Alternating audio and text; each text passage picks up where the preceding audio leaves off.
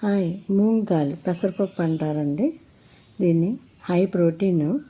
ముందుగా కొంచెం పెసరపప్పు తీసుకొని శుభ్రంగా వాష్ చేసి వాటర్ పోసి దాంట్లో పచ్చిమిరపకాయలు, టమాటాలు వేసుకోవాలి. కొంతమంది నిమ్మకాయతో కూడా చేసుకుంటారు.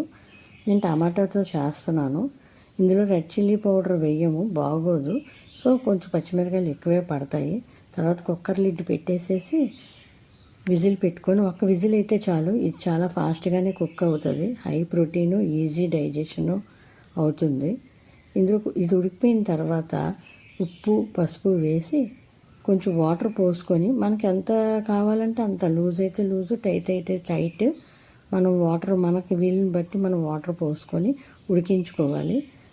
ఉడికించుకొని ఈ లోపల పోపు వేసుకోవాలి. నూనె, నెయ్యి వేసుకొని కొంచెం కాగిన తర్వాత వెల్లుల్లిపాయలు, ఆవాలు, జీలకర్ర, సాయమినపప్పు, ఎండుమిర్చి, కరివేపాకు,